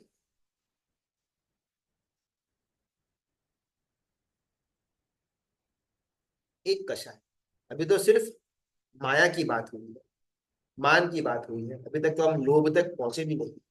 हमारे अंदर विपुल मात्रा में क्रोध पड़ा हुआ है, विपुल मात्रा में मान माया लोभ सब कुछ पड़ा हुआ है। अगर एक छोटी माया के कारण से इतना बड़ा संसार का भ्रमण बढ़ सकता है, मेरे आपके हम सब के लिए कौन सी फिगर आएगी। प्रणाम सर। इसमें खाली एक प्रश्न था कि वो साध्वी जी भगवान रोज प्रतिक्रमण तो करते होंगे, तो इन्होंने अगर ये चीज प्रतिक्रमण में आलोचना कर दिया तो शायद उनका ये आलोचना मतलब निकल जाता उसमें। ये बहुत सुंदर प्रश्न है। अभी एक एरिया व्यय भी अगर मैं करूँ ना, तो वो एरिया व्यय के द्वारा भी मेरे पाप का प्रक्षालन हो सकता है। मेरे सारे के सारे पापों को धोने का काम एक नहीं, आधा एरिया व्यय इज मोर देन इनफ। लेकिन फिर भी आज तक मुझे तो कुछ फलीभूत हुआ नहीं है। आज तक मैं शायद 25-30 बार संवत्सरी परिक्रमण किया है, नहीं कि अब तक तो शायद मेरे सारे के सारे पाप धुल जाने चाहिए थे। और मेरी इच्छा भी थी। वो शायद 2 या 3 घंटे का जो मैं संवत्सरी प्रतिक्रमण किया था ना, at least I can be very sure कि वो 3 घंटे के लिए तो मैं शुभ भाव के अंदर था। बाकी आगे का पीछे का आई एम नॉट श्योर, लेकिन वो 3 घंटे आई एम डैम श्योर कि मैं एकदम शुभ धारा के अंदर था। लेकिन क्या उससे मेरे सारे के सारे पाप धुलेंगे? तो बात यहां पर आती है, हमारा मानसिक पक्षपात किस तरफ का है वो बहुत मायने रखता है। अगर मैं रुक्मी साध्वी जी भगवंत के एंगल की बात करूं ना, तो मैं मेरे खुद के पाप को पाप मानती ही नहीं थी। अगर मैं लक्ष्मण साध्वी जी भगवंत की बात करूं ना, तो फिर मैं मेरे खुद के पाप को पाप मानता ही नहीं था। अगर मैं ही खुद के पाप को पाप नहीं मानता, तो आखिरकार मैं निर्जरा किसकी कर रहा हूं? आखिरकार मुझे मालूम तो पड़ना ना कि ये पाप है, उसको कम करने के लिए मैं निर्जरा कर रहा हूं। लेकिन मैं इस पाप को पाप ही नहीं मानता था, तो भी निर्जरा होगी ही कैसे? हमारी स्थिति कैसी है ना, हमने जो धर्म किया वो सबको मालूम पड़ना। मैंने सिद्धि तब किया, मैंने वशी तब किया, मैंने उद्धान किया, सबको मालूम पड़ना। लेकिन मैंने जो पाप किया हुआ है वो एकांत में मैं गुरु भगवंत के सामने भी बोलने को रेडी नहीं। और यहाँ पर सीधे से नहीं, गुरु भगवंत कहते हैं कि हमको उल्टा करना था। हमारे पाप सबको मालूम पड़े ऐसा हमको खुद के बारे में निंदा करनी थी, और हमारे सुकृत सिर्फ हमारे गुरु भगवंत जाने वहां तक सीमित रखना था। ये प्रतिक्रमण करने से पाप धुले क्यों नहीं, इसके पीछे का उत्तर ये कि मैंने मेरे पाप को पाप माना ही नहीं। अगर अगर प्रामाणिकता से मैं मेरे पाप को पाप मानता, तो मैं, चलो सबके सामने शायद ना बोल पाऊं, लेकिन मैं मेरे गुरु भगवंत को एकांत में तो बोल ही सकता था।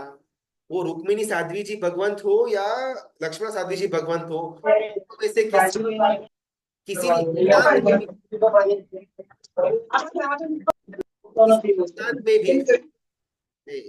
किसी ने एकांत में भी ये बात का इकरार अपने गुरु भगवंत के सामने नहीं किया। तो दैट शोज कि प्रामाणिकता से वो अपने पाप को पाप मानते ही नहीं था। ठीक है, छोटी मोटी गलती हो जाती है सबसे, इसमें क्या है इतना बड़ा आहा उहा करना। ये स्थिति अगर मेरी खुद के दोषों के लिए है, तो मेरा भी वही हाल होगा जो शायद ये दो घटना के मुख्य पात्र का हुआ। हाँ ऋतु बोल सकते हैं। तो इसमें जी सर खाली प्रणाम अच्छा। गुरुजी। गुरुजी, ये एक क्वेश्चन था कि जैसे लक्ष्मणा साध्वी जी को वो सजा डिक्लेयर हो गई 84-24 तक का भ्रमण, तो इसके बीच में उनका जहाँ भी जन्म हो रहा है वो शुद्ध आराधना करते हैं, तो क्या इसमें से भव कम होते हैं? बहुत सुंदर प्रश्न। मरीचि अपन ना शायद बिकॉज ये 84-24 जितना बड़ा समय है लक्ष्मण साधी जी भगवान का, तो बीच में एक एक भाव के बारे में तो अपने को डिटेल्स नहीं मिलेगी। तो अपने को फर्स्ट भाव यानी कि वो लक्ष्मण साधी जी वाला भाव मालूम है, और शायद उनका अंतिम भाव जो अगले 24 में प्रथम तीर्थंकर पद्मनाभ स्वामी बनेंगे, उनके शासन में उनकी मुक्ति होगी। बस ये दो भाव अपने को फुल्ली मालूम है। बीच में उनकी सदगति हुई थी या वो दुर्गति के अंदर गए थे, आराधना की थी नहीं की थी, वो अपने को मालूम नहीं है। तो ये घटना को थोड़ा साइड में रख करके यही सेम घटना जो अपने कंसाइज फॉर्म के अंदर मिली हुई उसके अंदर अपन जाते हैं। मरीचि से लेकर के वीर परमात्मा, तीसरा भाव मरीचि का गड़बड़ वहां पर हुई, और 27वें भाव के अंदर उनको मुक्ति मिली। अभी बीच के भाव के अंदर आराधना की थी, हाँ की थी।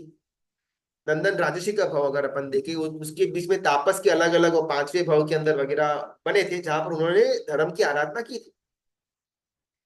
25वें भाव के अंदर 11,80,645 मासिक श्रमण के पाने मासिक श्रमण की है।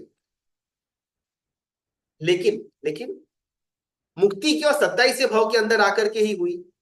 अगर वो 5वें 10वें 12वें 13वें 14वें या 25वें भाव के अंदर इतनी आराधना करी हुई थी तो मुक्ति वहां पर क्यों नहीं हुई? अपन ना ये प्रश्न को अलग अलग एंगल से इसका आंसर लेते हैं। अपन ये घटना को थोड़ा लेटर ऑन पर आएंगे, अपन एक नॉर्मल घटना की तरफ आगे चलते हैं। समझो कि अभी हमारा स्वाध्याय चल रहा है, ठीक है, 9:15 टू 10:15 अपना टाइम है। अभी हमारे स्वाध्याय पूरा कब होगा? तो इसके 5 अलग अलग जो परिबल है, वो काल स्वभाव वगैरह, उन 5 अलग अलग परिबलों के यूज करके 5 अलग अलग जवाब अपन दे सकते हैं। सबसे पहला काल, समय के एंगल से हमारा स्वाध्याय कब पूरा होगा? जब 10:15 या 10:30 बजेंगे तब हमारा स्वाध्याय पूरा हो जाएगा। आंसर 1, काल के एंगल से। कर्म के एंगल से, जब मेरा बोलने का कर्म जो अभी उदय में आया हुआ है, जब वो उदय का अस्त होगा स्वाध्याय बंद हो जाएगा। ये कर्म के एंगल से। स्वभाव के एंगल से, अगर मैं सुनने वाला हूं, अगर मैं श्रोता जन हूं, जब मैंने सुनना बंद कर दिया तब भी मेरे लिए तो वो स्वाध्याय बंद हो चुका था। चौथा, पुरुषार्थ के एंगल से, जहां तक मैंने जूम चालू रखा हुआ है वहां तक मेरा स्वाध्याय चालू, जैसे मैंने जूम बंद कर दिया स्वाध्याय मेरा बंद हो गया। वो पुरुषार्थ के एंगल से। तो मेरा यहाँ पर स्वाध्याय कब बंद होगा इसके अपन 4-5 अलग अलग आंसर अलग अलग एंगल से दे सकते हैं। अभी ये सेम तत्व को अपन ये मरीचि वाले वाले घटना के अंदर लेकर के आते कि भाई उनका केवल ज्ञान क्यों इतना लेट? काल के एंगल से, समय के एंगल से। शायद वो 24वें तीर्थंकर थे कि समय का जो एक कोड़ा कुड़ी सागरोपम का उन्होंने वहां पर आयुष्य बांधा हुआ था, संसार जो बड़ा था, उस कारण से चाहे जितनी भी आराधना करते मुक्ति नहीं मिलने वाली थी। वो काल के एंगल से। पुरुषार्थ के एंगल से, शायद उनके जीव ने वो बीच के 26 या 25 भवों के अंदर वैसा पुरुषार्थ ही नहीं किया कि उनको मुक्ति मिले। भवितवेदा के एंगल से, तीर्थंकर परमात्मा आदिनाथ ने बोला हुआ था कि ये 24वें तीर्थंकर ही बनने वाले हैं, फिर ये 22वें 23वें 15वें बन ही नहीं सकते थे, वो भवितव्यता के एंगल से। अब ये सेम आंसर अपन लक्ष्मण साधी जी भगवान के लिए भी कॉपी पेस्ट कर सकते हैं। चलो,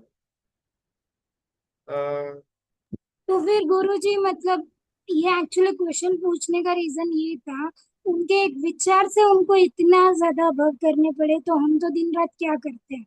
तो मतलब अपने भवों में हम भी आराधना से ये कर्म कपा सकते हैं, भव कम कर सकते हैं ना। इसका एक आंसर ये आएगा, हमको ना हमारा पक्षपात क्लियर रखना। बहुत बार शायद अपन संसार के अंदर बैठे, व्यवहार के अंदर बैठे हुए हैं तो हर एक चीज अपन एकदम शुद्धता पूर्वक नहीं कर पाएंगे। अगर मैं माया भी करता हूं ना तो कई कबार मुझे वो माया को कंटिन्यू करना पड़े, बिकॉज संसार के अंदर बैठा हुआ हूं। तो मैं सामने एकदम ओपन अप नहीं हो सकता कि भाई मैं तो ऐसा ही, मैं तो एकदम ऐसा हूँ, शायद मैं ऐसा नहीं बोल पाऊंगा। या मुझे मेरी माया शायद कंटिन्यू करनी पड़े। अगर मैं बिजनेस कर रहा हूँ ना तो मुझे कहीं कबार थोड़ी बहुत माया करनी पड़ेगी। अगर नहीं करूंगा तो शायद मेरा बिजनेस ठप हो जाएगा। ये एक संसार की एक विचित्रता है। लेकिन मेरा पक्षपात किसकी तरफ का है वो बहुत इंपॉर्टेंट है। क्या वो मैं माया को सही मानता हूं कि नहीं भाई ये तो करना ही पड़ेगा, ये तो सब लोग करते हैं? क्या मेरा पक्षपात वो साइड का है या पक्षपात ये साइड का? अरे यार ये क्या फालतू की अपन झंझट को लेकर के बैठे, रोज नया नाटक, नई माया, नया प्रपंच। इससे तो अच्छा होता कब का अपन निकल जाते, दीक्षा ले लेते, तो शायद ये सब माया ना करनी पड़ती। मेरा पक्षपात कौन सी साइड का है वो डिसाइड करेगा कि मेरा आगे आने वाली सदगति या दुर्गति होने वाली है। पक्षपात बहुत इंपॉर्टेंट। शायद कुछ अंश तक व्यवहार अपन कंट्रोल न कर पाए, छदमस्त है, एक व्यवस्था से बंधे हुए हैं, तो व्यवहार में कंप्लीटली शुद्धता को लेकर के ना शायद हमारे लेवल पर पॉसिबल न भी हो। लेकिन आज से अपन नक्की करते हैं कि मेरा पक्षपात तो हमेशा शुद्धता वाला ही होगा, भले काम गड़बड़ वाला हो। और जहां पर शक्ति है वहां पर गड़बड़ मैं रिमूव भी करूंगा, यहाँ पर कंप्लीटली गड़बड़ के अंदर जाने की बात भी नहीं है। लेकिन जहां पर पॉसिबल न हो कि गड़बड़ से बाहर निकल पाऊं वहां पर मैं पक्षपात तो शुद्धता का ही रखूंगा। अगर इतना भी अपन नक्की कर लेंगे ना तो शायद ये जो भी 2 या 3 एग्जाम्पल्स हमारे हुए उसमें जो जो उनको लंबा लंबा काल का संसार भ्रमण हुआ, शायद उतना लंबा संसार भ्रमण मेरा न हो। प्रणाम सर। हेलो सर, मैं उपदान उसमें આપણે गुजराती चलेगा। કઈ બુક્સ? હા, ગુજરાતી ગુજરાતી એ પેલું શું મેં આપણે અત્યારે લાસ્ટમાં હા હા હા ઉત્તરાયણની છે ને તે હું એક્ઝામ અપાવું છું. તો છે ને તેમાં એટલે 1 થી 3 નું પતી ગયું, પછી હવે 3 થી 6 નું વાર આવ્યો. તો એમાં છે ને તે જે લેંગ્વેજ આપે છે ને તે મને પર્ટિક્યુલર સમજણ નથી પડતી. તો એના માટે હું સર શું કરું? ठीक, प्रश्न ये है कि उत्तराध्ययन सूत्र के अंदर की जो भाषा है ना वो थोड़ा समझने के अंदर डिफिकल्ट आ रहा है। यहाँ पर ना सबसे पहला, कोई भी हाँ ग्रंथ स्वयं खुद पढ़ना हाँ कभी भी शास्त्रकार भगवंतों ने उसको मना बोला हुआ है कि आप पुस्तक खोलो आप खुद पढ़ो, बिल्कुल भी नहीं। आप किसी गुरु भगवंत के निश्रा के अंदर, चाहे वो साधु भगवंत हो फिर साध्वी जी भगवंत हो, लेकिन उनके अंदर भी वो ग्रंथ का एक मास्टरी होना चाहिए, तो वो आपको तत्वों को खोल करके दे पाएंगे। अगर फॉर एग्जाम्पल मैं भी ना आज अगर रुक्मिणी भवरपंच कहता है ऐसे ही पढ़ जाओ, ये श्लोक बोला इसका ये अर्थ हुआ इसके भावार्थ हुआ काम खत्म, तो काम नहीं आएगा। वो गुरु भगवान जिन्होंने इसको तत्व को खोला हुआ है अगर वो मुझे समझाए तो शायद सही मायने के अंदर मैं रुक्मिणी भवरपंच का समझ पाऊंगा। अभी ये तो सर उत्तरायण सूत्र की बात हुई, मैंने पुस्तक पढ़ा हो अच्छा ऐसा है ओके डन, इससे शायद मैं कुछ भी नहीं समझ पाऊंगा, उसका कोई मतलब ही नहीं बनेगा। ठीक है भाई, वो पर एक ना घंटा मैं नेटफ्लिक्स देख सकता था, उसके कंपैरिजन के अंदर मैंने 1 घंटा स्वाध्याय किया, ठीक है उतना ही। लेकिन अगर कोई गुरु भगवंत जिन्होंने इसका बहुत सुंदर स्वाध्याय और तत्व समझे हुए हैं उनके पास जाकर के अगर मैं इसका अर्थ या इसको मैं समझने का प्रयत्न करता हूं ना, तब जाकर के उत्तराध्ययन सूत्र मेरे लिए कोई कोई कोई फल कोई काम कर पाएगा। तो मेरा एडवाइस ये पर ना रहेगा कि कोई गुरु पर भगवंत के सर पास એવું છે जाकर के आप उसका अर्थ समझे, उसको आप तत्व को समझे, वो बेटर ऑप्शन है। પણ સર એવું છે કે એમાં છે ને ઓપન બુક એક્ઝામ રાખેલી છે અને ગુજરાતીમાં ટ્રાન્સલેશન કરી આપે છે, પછી એમાં એ લોકોની સ્ટોરી ને એવું હોય એવી રીતે છે. તો 3 થી 6 માં એ નાની બુક્સ બનાવીને પણ આપે, ગુજરાતીમાં જ આપે. પણ જે છે ને થોડું ભાવાર્થ જે સમજાવવાનું હોય છે ને તે એક્ઝામમાં પછી ભાવાર્થ પણ લખવાનો કે તમે 4થા નંબરની ગાથામાં તમે એને શું ભાવાર્થ સમજ્યા. તો હવે એ વસ્તુમાં પછી થોડુંક એક્ઝામ ઓપન બુક એક્ઝામ एवी રીતે છે. ये अपना उद्देश्य क्या, ओपन बुक एग्जाम के अंदर मार्क्स लेना वो उद्देश्य है या सही मायने में उसको समझना उद्देश्य है? भले शायद समझવાનો ओपन बुक एग्जाम लिख लीजिए, समझ उसमें कोई गलत बात नहीं है, आप लिखो, शायद मार्क्स कम भी आएंगे, वो कोई ज्यादा टेंशन का प्रॉब्लम नहीं है। लेकिन उसके साथ साथ वो गुरु भगवंत जो इसको जानते हैं ना, वो उत्तराध्ययन सूत्र को, उनके पास जाकर के अपन समझने का प्रयत्न क्यों नहीं करते हैं? भले मेरे पेपर अधूरा रह जाएगा, मैंने ट्राई किया to the best of my knowledge, मैंने भरा उसको, कुछ मार्क्स कम आए नहीं आए ठीक है ना, मेरा उद्देश्य मार्क्स लाने का नहीं था, मेरा उद्देश्य उत्तराध्ययन सूत्र को समझने का था। अच्छा तो सर वांधो नहीं। मतलब आप लिखो, मैं मना नहीं बोल रहा, लेकिन उद्देश्य एकदम क्लियर करना कि लिखने के द्वारा भी मेरे अंदर ज्ञान बढ़ना चाहिए, मार्क्स कम ज्यादा मिलेंगे that is not my target. સારું વાંધો નહીં, મારા સામને કહીશ, ટ્રાય કરીશ. કારણ કે એ લોકો પાસે પણ સમય નહીં હોય ને એટલે એ લોકો કે પછી પછી એટલે अभी वो तो क्या है ना, अपन उनकी भी एक दिनचर्या होती है, तो उनको जब अनुकूलता मिले, जब जिस समय जिस टाइम पर, उस समय अपने को पहुंच जाने का, बिकॉज ज्ञान हमको चाहिए, उनको देने की आवश्यकता नहीं, अपने को लेने की आवश्यकता है। तो उनकी जब अनुकूलता हो तब अपने को हाजिर हो जाने का। Okay okay thank you sir. આપણે કોઈની સાથે માયા કરી છે કેવી રીતે ખબર પડશે? बहुत सुंदर, मैंने माया करी वैसे कैसे ऐसा कैसे मालूम पड़ेगा? बिकॉज ना माया का ना बहुत सुंदर एक गुण है, गुण मतलब एक उसका बहुत पेक्यूलर स्वभाव है कि मालूम ही नहीं पड़ेगा। मैंने क्रोध किया ना, मुझे मालूम पड़ेगा शायद क्रोध करते समय करने के बाद कि यार वो गुस्सा फोकट का हो गया। मैंने लोभ किया, मालूम पड़ेगा यार कितना पैसे का मेरे अंदर लोभ लोभ लोभ पड़ा हुआ है। कहीं पर जाकर के मेरी प्रशंसा हुई, मुझे लगा मन के अंदर वाह क्या बात है, ऐसा मुझे फील होगा कि यार वो मान हो गया। लेकिन माया एक ऐसी वस्तु है कि मालूम ही नहीं पड़ेगा कि मैंने माया करी हुई है। इसीलिए अपन मुपत्ति का जब परिलेखन करते हैं ना तब शल्य की बात आती है। उसमें सबसे पहला शल्य माया शल्य, माया ने वो कांटा है, वो कांटा चुभ जाएगा। लेकिन एग्जैक्टली ना बहुत बार क्या होता है ना, जब पैर के अंदर कांटा चुभता है तब मालूम नहीं पड़ता कि कांटा कहाँ पर है, लेकिन चलते टाइम थोड़ा दुखता है, तो मैग्नीफाइंग ग्लास वगैरह लेकर के देखेंगे तो हाँ इतना छोटा सा अंदर अंदर एक कांटा होगा, उसको फिर अपन खुरेद करके बाहर निकालेंगे। तो ये माया वो कांटे के समान है कि जो अंदर चला जाएगा, दर्द देगा, चलने को अलाउ नहीं करेगा, लेकिन कहां पर है मालूम ही नहीं पड़ेगा। बहुत सूक्ष्मता से अगर अपन देखेंगे बारीकी से तब मालूम पड़ेगा हाँ यहाँ पर कांटा छुपा हुआ है। तो माया मैंने की है या नहीं की है, फाइंड आउट करना कैसे? उसका एकमात्र ऑप्शन हमारे पास है आत्मनिरीक्षण। डेली अपने साथ खुद के साथ 15 मिनट आधा घंटा बैठो, अपन ना जब क्रिकेट देखते हैं ना, तब बॉलर है, बैट्समैन है, फील्डर है, ये लोग फील्ड के ऊपर खेल रहे हैं।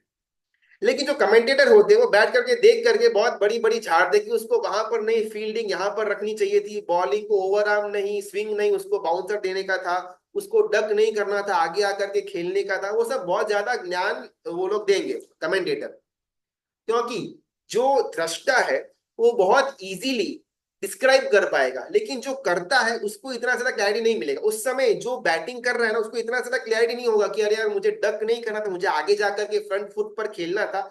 उस समय बैट्समैन को मालूम नहीं पड़ेगा, बॉलर को भी वो फील्डर को यहां पर नहीं वहां पर रखना था, उस समय क्लैरिटी नहीं मिलेगी। ये एकदम कॉमन परसेप्शन है। जब हम फर्स्ट पर्सन होते हैं किसी भी घटना के अंदर, तब घटना की क्लैरिटी मिलना डिफिकल्ट है। जब अपन थर्ड पर्सन बन जाते हैं, अपन घटना को देखना शुरू कर देते हैं, बहुत इजीली उसके अंदर की मिस्टेक्स अपन फाइंड आउट कर पाएंगे। अभी ये सेम चीज हमको हमारे जीवन के साथ करनी है। जो हमारी डेली की जो घटनाएं सुबह से लेकर रात तक थी, उसमें हमेशा हम फर्स्ट पर्सन में ही रहेंगे। लेकिन जब हमारा वो आत्मनिरीक्षण को 15 मिनट आधा घंटे का टाइम आएगा ना, हम अपने पूरे दिन की जो दिनचर्या थी उसको अगर अपन वापिस रिप्ले करेंगे, मालूम पड़ेगा अच्छा अरे वो तो माया हो गई थी, ले तो मालूम ही नहीं पड़ा। लेकिन ये अपने को मालूम तब पड़ेगा जब अपन थर्ड पर्सन में जाएंगे। अपन हमेशा फर्स्ट पर्सन के अंदर ही रहेंगे, माया पकड़ में आएगी ही नहीं। अपने को मैग्नीफाइंग ग्लास चाहिए कांटे को बाहर निकालने के लिए, माया को बाहर निकालने के लिए आत्मनिरीक्षण चाहिए। उसके लिए अपने को खुद के साथ 15 मिनट आधा घंटा 1 घंटा जितनी भी हमारे पास अनुकूलता हो के साथ बैठना, साथ में कोई बातचीत नहीं, कोई मोबाइल फोन, कोई टीवी नहीं, बस एकांत में, चाहे वो बेडरूम का हो या फिर आपका ड्राइंग रूम हो, परमात्मा के सामने हो, कहीं पर भी हो, आप एकांत में बैठो और पूरे दिन का जितना भी घटना आपके साथ हुई है उसको बस रिप्ले करो कि हाँ वहां पर मैंने माया करी हुई थी, हाँ यहाँ पर गलती हो गई थी, वहां पर मैंने झूठ बोला था, ये तो मालूम ही नहीं पड़ा और वो दोष हो गया। ये आपको डे वन से फील होगा अगर आत्मनिरीक्षण करने के लिए अपन बैठेंगे तो। और ये एक ही ऑप्शन है माया को दूर करने का। वरना अगर सामने तीर्थंकर परमात्मा आकर के भी अगर अपने को बोलेंगे कि भाई आपने माया करी हुई है, अपन उसको मानने को रेडी नहीं। बहुत दिन से एक प्रश्न था, हम कहते हैं कि बहुत पुण्य हो तो जैन धर्म मिलता है, तो आज की सिचुएशन ऐसा है, हमारी थोड़ी युवा पीढ़ी है वो धर्म से दूर जा रही है, उन्होंने अच्छा पुण्य किया तो उनके जैन धर्म मिला, फिर क्यों जैन धर्म मिलने के बाद भी वो क्यों धर्म से दूर हो रहे हैं, ये बात कुछ समझ में आ नहीं रही। बहुत सुंदर प्रश्न। अपन आज ये आखिरी एक प्रश्न लेकर के अपन स्टॉप। अभी वापस ना अपन अपने दृष्टांत करट और उत्कट मुनि के दृष्टांत के अंदर जाते हैं, फिर वराह मिहिर के दृष्टांत के अंदर जाते हैं। वराह मिहिर और भद्रभाव स्वामी महाराजा दोनों साथ में दीक्षा ली हुई है, हमने कथा के अंदर देखा।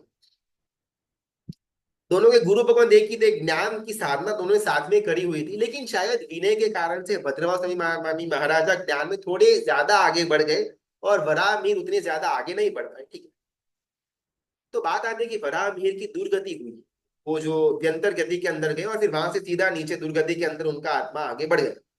अभी तो व्यंतर की जाति के गति के अंदर ही वो उनका जीव भटक रहा है, बिकॉज ये भद्रभाव स्वामी महाराजा की जो घटना है वो विक्रम की 9वीं या 10वीं शताब्दी के आसपास का हुआ, आज से लगभग 1100 साल पहले की घटना है। तो देवलोक के अंदर मिनिमम 10,000 ईयर्स वर्क का आयुष्य मिनिमम के अंदर होता है। तो यानी कि वो जो वराह मिहिर का जो जीव यंत्र गति के अंदर गया, आज भी यंत्र गति के अंदर ही घूम रहे हैं। आगे दुर्गति होगी वो अपने को मालूम नहीं, लेकिन अपन इमेजिन कर सकते हैं कि दुर्गति ही होगी। तो प्रश्न ये भी आना चाहिए कि इतना सारा ज्ञान लिए, इतना सारा संयम किया, इतना सारा उन्होंने आराधना की, फिर भी दुर्गति। जैसे अपना प्रश्न है कि उन्होंने पुण्य का उपार्जन किया, पुण्य का उदय हुआ, तब जाकर के जैन धर्म मिला, फिर भी धर्म से विमुख, कॉन्ट्राडिक्टरी नहीं लगता? इतना ज्ञान था वो भद्रवाह स्वामी महाराजा के पास, तो 14 पूर्व का ज्ञान था, लेकिन वराहमिहिर भी कुछ कम नहीं थे। 14 पूर्व नहीं था, लेकिन काफी ज्यादा शुद्ध ज्ञान उनके पास पड़ा हुआ था। तो अपन तो यहाँ पर बोलते हैं ज्ञान से फलम वीरति, ज्ञान है तो वीरति आएगी, ज्ञान है तो सम्यक तो मिलेगा, सम्यक है तो मोक्ष मिलेगा। इनको ज्ञान तो मिला, इन गए खड्डे के अंदर। तो भाई ज्ञान न लेते तो भी शायद खड्डा तो न मिलता। तो बात अपनी यहाँ पर आकर के अटक जाती है कि सब कुछ करने के बाद भी अगर हमको धर्म से विमुख ही होना है, सब कुछ करने के बाद भी अगर दुर्गति के अंदर ही जाना है, तो फायदा क्या? चलो अपन यहाँ पर एक प्रश्न लेते हैं ताकि अपने को क्लियरिटी हो कि भाई पुण्य का उदय किसको कहते हैं और पाप का उदय किसको कहते हैं।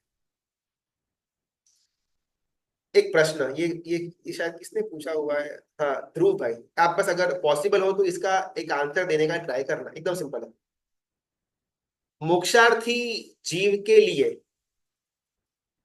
अनुकूल पत्नी मिलना पुण्य का उदय या पाप का उदय है? अनुकूलता यानी कि आप पति जो बोले वो उसमें हाजी हाजी करते रहे, पति की सेवा करे, पति की व्यायावच करे, पति को एकदम समर्पित हो, पति के तरफ ही कंप्लीट शील और सदाचार से भरी हुई वो पत्नी हो, पति को बहुत ज्यादा प्रेम करे, वैसी पत्नी मिलना पति के एंगल से पुण्य का उदय या पाप का उदय? पुण्य। क्वेश्चन एकदम बराबर समझना।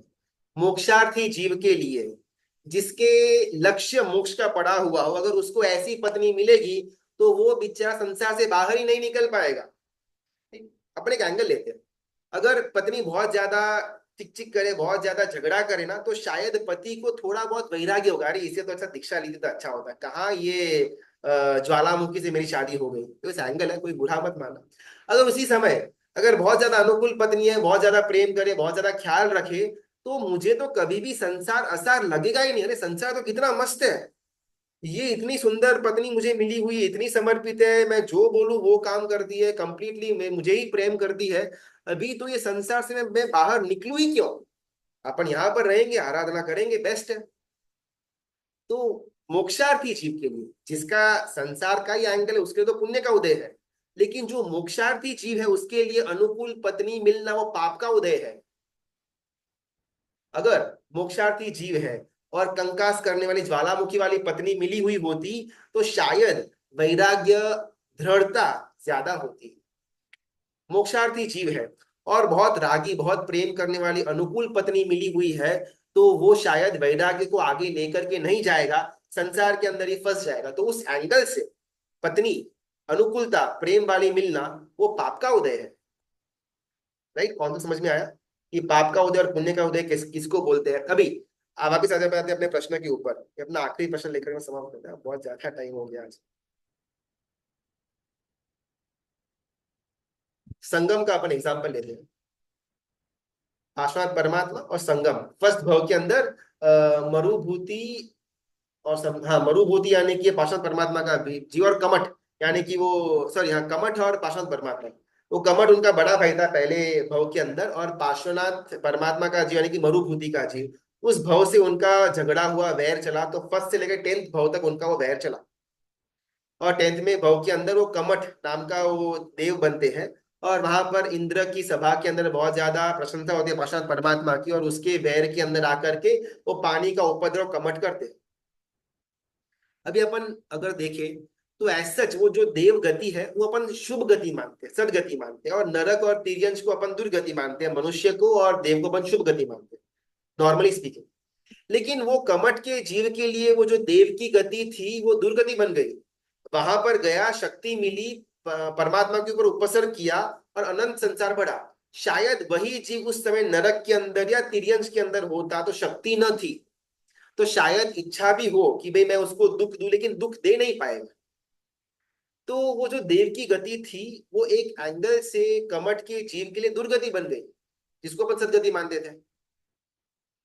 गोशालक के पास तेजोलेशिया आई, विद्या आई, लब्धि आई, ये पुण्य का उदय, पाप का उदय? पाप का उदय। तेजोलेशिया दी तब परमात्मा के ऊपर तेजोलेशिया उसने छोड़ी, अगर उसके पास वो लब्धि न होती तो शायद वो उपसर्ग न कर पाता। तो अपन एकदम क्लियरली ब्लैक और व्हाइट नहीं बता पाएंगे, किसी भी चीज के अलग अलग एंगल्स होंगे। शायद गौशाला को तेजोलेशिया मिलना वो पाप का उदय था, शायद वो कमठ को देवलोक मिलना पाप का उदय था, शायद मुझे अनुकूल पत्नी मिलना वो पाप का उदय है। तो शायद जिन शासन के अंदर आने वाले जीव का भी उस समय पाप का उदय हो सकता है, भले अपने को दिखने में लगे ये पुण्य का उदय चल रहा है, लेकिन एंगल अगर बदले कि यहाँ पर आने के बाद भी, तत्वों को समझने के बाद भी अगर वो धर्म से विमुख ही जा रहा है, ये उसका भारी पाप का उदय है। एक आखिरी बात लेकर के आज हम समाप्त करते हैं। ये उम्मीद प्रपंच कथा के अंदर बात आती है कि शक्ति होने पर अगर संयम रखा जाए तो लाभ होता है, शक्ति न होने पर संयम रखा जाए no profit no loss. Example, आज अगर अपन 14 राजलोक के अंदर देखे ना, हाईएस्ट मात्रा के निगोद के जीव, हाईएस्ट मात्रा के पृथ्वी का है, अप का है, देव का है, वायु का है, वनस्पति का है, ये जीव highest number compare to other सारे जीव। इनके जीव का क्वांटिटी ज्यादा, नंबर ज्यादा। तो ये सारे जीवों को सिर्फ स्पर्शनेन्द्रिय का सुख है, स्पर्शनेन्द्रिय का उनको इंद्रिय मिला हुआ, बाकी 4 इंद्रिय उनके गायब है। अभी अगर वो बोलते नहीं है तो क्या उनको मौन रहने का लाभ मिलेगा? अपन शायद मौन एकादशी के दिन मौन रखे, फॉर एग्जाम्पल 24 घंटा मौन रखे, तो अपने को इतना इतना इतना लाभ मिलता है, ऐसी बात ग्रंथों के अंदर आती है। तो पेड़ है मेरे घर के आगे, पेड़ शायद 100 साल से खड़ा है, 100 साल से पेड़ बोलता नहीं है, तो क्या उसको मौन का लाभ मिलेगा? निगोद के जीव अनंत काल से दुख मौन पूर्वक सहन कर रहे हैं, तो क्या उनको मौन का लाभ मिलेगा? पानी का जीव, अग्नि का जीव, वायु का जीव, पृथ्वी का जीव, वनस्पति का जीव अनंत समय से वो मौन ही बैठे हैं, फिर भी मौन एकादशी इन्होंने अनंती बार आई उनके जीवन के अंदर, और अनंती बार वो मौन भी रहे, लाभ मिलेगा? शून्य।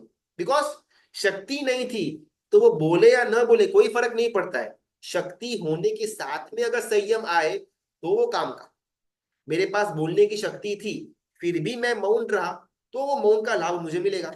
सिमिलरली मोक्ष का मार्ग था ही नहीं, और धर्मों के अंदर चाहे वो क्रिश्चियनिटी या इस्लाम जो भी धर्म हो, उनके अंदर मोक्ष का मार्ग था ही नहीं, और वो जीव आगे न बढ़ा, वो तो अंडरस्टैंडेबल है, उसमें कोई प्रॉब्लम नहीं है। मोक्ष का मार्ग था, मिला, फिर भी वो जीव आगे नहीं बढ़ा, वो बहुत बड़ा पाप का उदय है। आज का अपन यहाँ थोड़ा शॉर्ट में स्टॉप करते हैं। बाकी अपना आगे का ये जो बात अपनी चल रही थी मोह राजा और कषायों के ऊपर, उसको अपन कल कंटिन्यू करने का प्रयत्न करें। थोड़ा बहुत अपने आत्मनिरीक्षण करने के लिए बैठना, चाहे 10 मिनट हो या आधा घंटा हो, जैसी अपनी अनुकूलता हो, खुद के साथ बैठना, और पूरे दिन का जो भी हमारे जीवन, जो भी वो दिन का घटना हुई थी, उसको एक बार रिप्ले करके देखना। बहुत क्लियरली अपने को खुद को हाईलाइट होगा कि यस, वो जो आधा घंटा था ना, वो गलत हो गया, उसमें मैंने माया करी हुई थी जो मुझे अवॉइड करनी चाहिए थी। और ऐसा अगर 2 4 6 8 दिनों के लिए हो जाए ना, बहुत ज्यादा चेंजेस अपने खुद के जीवन के अंदर अपन महसूस कर पाएंगे।